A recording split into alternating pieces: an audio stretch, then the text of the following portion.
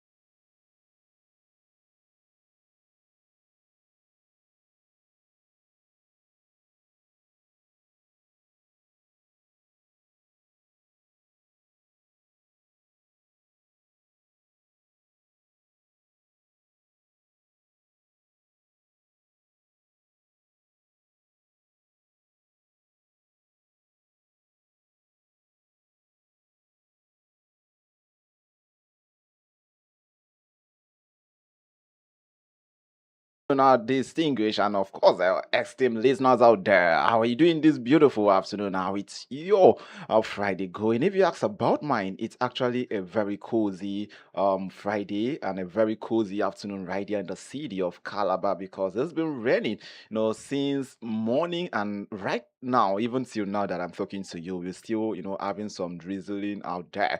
But at the end of the day, we appreciate God, we thank God because that is nature for you. So we are right there, and of course, I am just going to go directly, to what we have for you this beautiful afternoon because I will not be here to pretend like everything is fine because if I must be sincere, everything is not fine. Yeah, so we're definitely going to be looking at those headlines that gets you confused, the policies that makes you angry, and everything that really matters. Just so you know that this is the state of the nation on Unico Radio 103.5, your number one and darling infotainment radio station right here in the Cane and city of Calabar.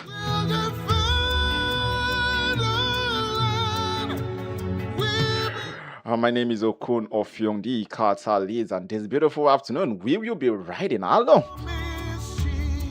Thank God it's Friday, and of course, happy weekend already. Time check is 3 minutes past the hour of 2 o'clock this beautiful afternoon. So quickly, we have a lot of headlines, we want to look at this beautiful afternoon. Trust me, it's been a very long week with lots of happenings, with lots of events, unfolding events.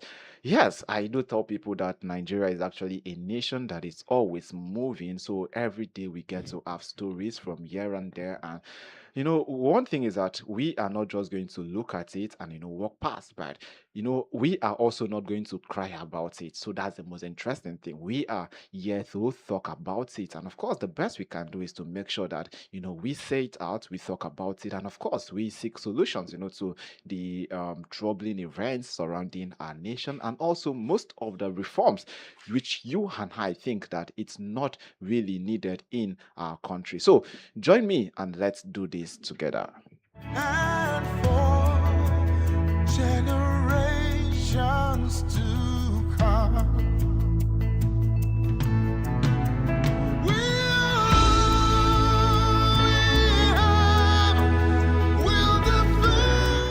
And to start with, we will be moving down first to the Rivers State, of course, where the executive governor of Rivers State, His Excellency Mr. Siminilayi Fubara, has presented a proposed budget of 1.845 trillion naira for the 2026 fiscal year to the Rivers State House of Assembly. Of course, in its word, he described this budget as a budget of resilience for growth and development. Budget of resilience for growth and development. Of course, so nobody ever thought that after all the fighting, between the executive arms of government in Rivers State and also the legislative arms of government over there, that there was going to be a day like this, that we can have the executive, that's the president, the governor of a Rivers State,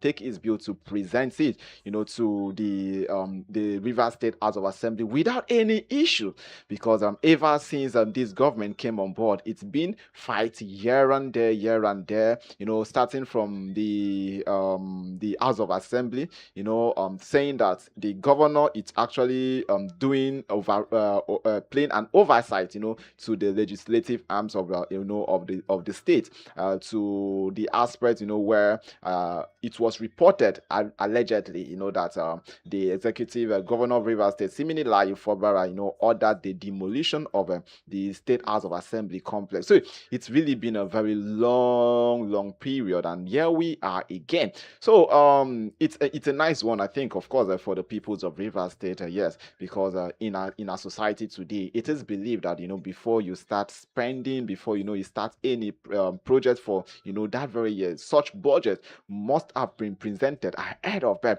It's so sad that we are already in the second half of the year 2026, and this is when the budget is actually being presented, or the budget is now being considered in Rivers State. It raises lots of questions, but also it does not also make us to shy away from the fact that before now, there have been lots of controversies. There have been lots of power tussle, between the House of Assembly and the governor, which report has it that allegedly, that the good numbers of the Assembly are loyal to the former governor of Rivers State and currently the minister of the FCT, His Excellency Nyesom Wike. So now that Fubara has, presented his budget to the House of Assembly, which is led by, Amawele, and of course, we hope that is going to signal a way for peaceful coexistence between the legislative arms of government and also the executive arms of government. Just so, also let me inform you that I am not here alone in the studio. With me in the studio, I have OBASE0YI Thompson, of course, which together we will be doing this wonderful afternoon. Good afternoon to you, Thompson. Good afternoon, Catalyst. Good afternoon, Nigerians. Good afternoon, Malabites and Malabras. Like you said, man, I just a little bit feel so different, from what I usually look like, especially on the State of the Nation show. But this beautiful afternoon, I think it's something quite important for me to say I'm fine. It's just that I need to look like the situation in Nigeria, just like you said, everything is not well in Nigeria. I don't think everything is well. No, I don't. I choose not to believe that everything is well in Nigeria. There are lots of stories that, just like you talked about Fubara, don't forget this gentleman have over time, a lot of presidents have perceived that he was going to be one lucky person or one lucky governor, who came in and then strive to do some certain things that the people in River State choose to love and even cherished. But here we have him, facing through a lot of turbulence, a lot of pains, anguish, and all of that. But finally, having come out of it, it's good that he's presenting such bogus amount of money as budget, talking about 1.5854 trillion, naira. That's so much money, and then yeah, but for a state like River State. yeah, for a state like River State, if you look at it, he tacked a budget of resilience for growth and development, and then we're about 413.1 billion recurrent, and then 5 trillions capital project, more allocations, and then about 533.3 billion works and infrastructure, and 315 billion for education, and then 105.4 billion for healthcare, and then agriculture takes about 19.3 billion naira. But if you look at all of this and look at what actually happened in the 2025 adjusted midterm budget, which was originally characterized or marred by the tussle in the state assembly, that alone made a lot of adjustments to that particular budget. But in 2024, about 800 billion naira was actually budgeted, and then looking at 2023, you could see a more lesser funds, but I am so shocked that over a 1 point something trillion would actually be budgeted. 1.854 trillion naira would definitely be budgeted for the River States people. But then let's watch to see what actually happens, if only it is not a sign of a payback to what he has actually lost over time. But then let's watch forward to see what is going to happen in River State precisely. All right, thank you so much, OBASE0YI Thompson. Of course, we will be doing this very one together. You've actually highlighted a lot of things which really raises a lot of concern. Now, first, I think when you talked about River State, presenting such huge amounts of budget, I think for me is not huge. Taking into consideration that River State happens to be the state with one of the states with the highest internal generated revenue. Revenues, that's IGR. So yeah. they happens to be one of the states. Just they come second. Of course, statistics shows that they come second. Just recently, we have a statistic that shows that they generated 317 billion in internal generated revenue, just behind Lagos State, who happens to be the first, who generated 1.26 trillion naira. So for a state like this, I think I think the amount is actually not that much, because they really need to be developed in terms of road infrastructure and of of course, in terms of their economic advancement, they really need that. So for me, I feel this money is not enough. It's not actually too much, as some persons may actually say, because I look at I had to go back and I looked at states that have actually presented their budget 2026, and I was so surprised when I realized that Niger State presented a total amount of a 1.31 trillion naira for is a 2026 budget fiscal year. And you look at this Niger State, what like how is their IGR, like their internal generated revenue, like you get to look so take certain things into consideration, and you be like, come on, at the end of the day, if we say this is actually way too much, I think I will not argue with that. But looking at Rivers State, of course, I will not argue. The governor have actually presented it to the House of Assembly, but I think that the amount, for me, if you ask, is actually not that much. Looking at the development strides that the River State people actually want. And if you want to look, ever since Siminalayi Fubara came into office, I think the people of River State have not really enjoyed the true governance, because it's been battle, tussle here and there, and which without asking, I can boldly say that due to this political tussle, it must have in one way or the other affected governance. And the people, of course, who came out to vote, it's really interesting how the game of politics turns out to be, because I remember 2022, when we were fast approaching the 2023 general elections, when the then governor of Rivers State, His Excellency Nyesom Wike, he adopted the current governor Siminalayi Fubara as his successor. Okay. Now, as of then, Siminalayi Fubara was actually his commissioner for finance, right? Now, when he adopted him as person to be his successor, lots of persons, River State persons, they came out, you cannot decide who will be our governor for us. We are not going to support. I think as of then also, we had the APC that also, they had a candidate in person of Tonye Cole. And, they were like, we are not going to support. But be it as it may, as Nigerians, we always say the power of incumbency. And of course, they went to the poll and we saw Siminalayi Fubara, emerging. We are very surprised. I must say I'm very surprised, like how the status quo just changed. Everything just changed. Now, the very man, that supported and or brought forth someone, to be his successor.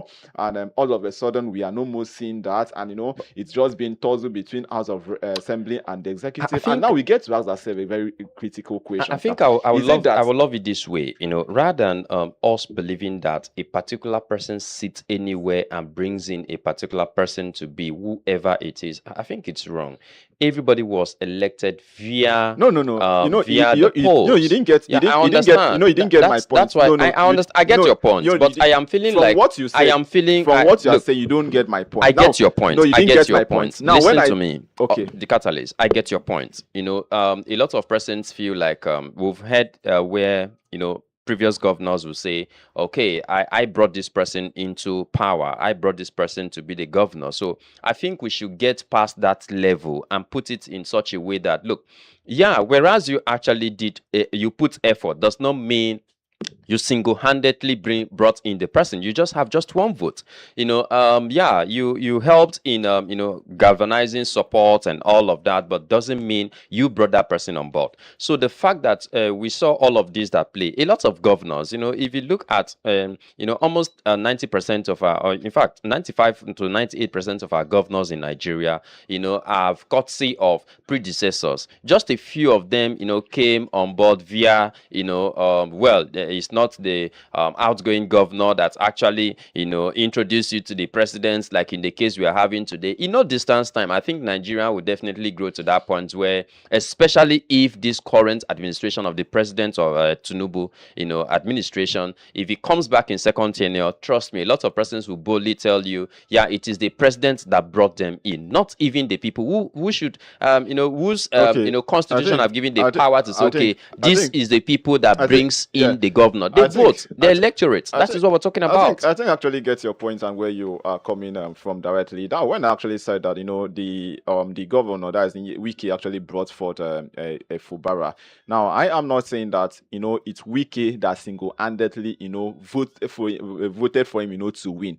Now, he announced him as a successor, right? There were other persons, probably, which we do not know. He announced him as a successor, and he went ahead, to galvanize support for him. And it's a different ballgame when you come out as a sole candidate, to say you want to contest, and you start to preach your manifesto to the people, than when you have a sitting governor coming out and say, this is the person I want you people to vote for. Now, don't forget that the governor has, has structures in the state. The governors have supporters in the state. So if the governors come out and say, this is the person, I want to hand over for, it doesn't mean that it is telling the people, don't not vote for another candidate. It's telling you that this is who I want. And, by the way of reasoning, the supporters will definitely, want to vote or support who the incumbents want. But just like you said, at the end of the day, we are not undermining the strength of democracy, because it must be justified. The people still come out to decide who should be their leader.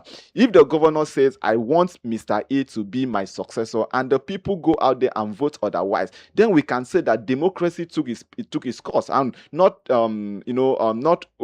anything. And if the governor says, I want Mr. A to be my successor, and the people go out there, saw reasons, and still voted for Mr. A, it doesn't also mean that it was the incumbent that brought forth him. The people casted their votes, and that is why at the end of the day, when INEC are announcing results, they do not announce that the vote came from just the governor. They announce that people voted across different wards, and they count the numbers of votes. Yeah, so I think I also believe the fact that it is because we are not yet lucky to have leaders who have visions. Leaders, Nigerians, we are not yet lucky to have leaders who have visions. When you say we are not lucky, are you talking about the currently, or Well, I don't know, but I have just made a point, because if you look at what is happening, you must make your point with clarifications. Okay, so I feel like as a nation, the fact that we have gotten to the point where we are so educated as a people, every state should have a blueprint, a roadmap, that whether this administration comes back or not, another administration coming in will toil through that lane. Let's take, for instance, Cross River State. If the administration of Lelimoke has keyed into that same route that the previous administration of Donald Duke passed through, today a lot of things will not be complaining. Look at this little water. I called it a little rainfall, that happened in Calabar, even if it has been raining, but it was just mild. But you see the force that this water is carrying along the waterways. You pity those living at the extreme end of where these waters are actually going to. Now, what am I trying to say? The government after Donald Duke, that government came on board, and then we didn't see that renovation, maintenance of all of these properties that were done by previous administration. Now, the administration of Lelimoke did his own part, and then we didn't see the likes of Ayade coming in to maintain and sustain and bring in new things. Now, but according to him and his administrations, he did what he know he can do. Now, this current administration, how are we seeing the maintenance policy? How are we seeing? This is what we're talking about. Not to talk about the presidency. If you go to the presidency, trust me, you're going to weep, because that is looking like a kind of a disaster per se in my own end. But there again, I think Nigeria as a country and as a people, we must be willing and be ready to change the system. If we are not, trust me. Now, we'll not be talking about Fubaras, issues, and then we'll be talking about a lot of governors are also facing the same thing. You say, oh, I have been a governor, I want this person to come on board, forgetting to know that it is not who you bring on board, it is about What is the blueprint for the state? What is the roadmap for the state? What are the plans for the state in the next 5 years in your administration? And when you step aside, what will the next government do? Let's take, for instance, Anambra State. If Anambra State governors after Peter Obi, have come on board and then sustained it, and also brought in new ideas and sustained them, previous administration, trust me, we will not be having all of these issues. If you go down to, let's say, Abia State, for instance, now this governor have done terminal, have done this, solar electricity, have done roads, have done this. If the incoming administration, maybe next year, he loses, which I doubt, if the people of Abia State want him to lose, talking about Alex Otti. And then if, for peradventure, he loses out, and then the next administration comes in, or whoever else comes in, would that person sustain all that he has done? That's the point. That's the problem. Now, look at it, 1.84 trillion, 854 trillion naira, in a state. And we'll see, this is not a little money. This is so much money that even the National Assembly currently today are in rowdy session because a colleague of theirs, a senator in Nigeria, a House of Reps member in Nigeria, put up a motion to invite these guys for questioning. And some are saying no, they do not have the right to invite them for questioning. And it's so sad and pathetic. These were a group of persons and same human beings, who back then during the days of Jonathan, requested that he come and appear and explain a lot of things why we are having insecurity and all of that. But today we cannot invite the president because they feel they don't have the constitutional right to back him, right?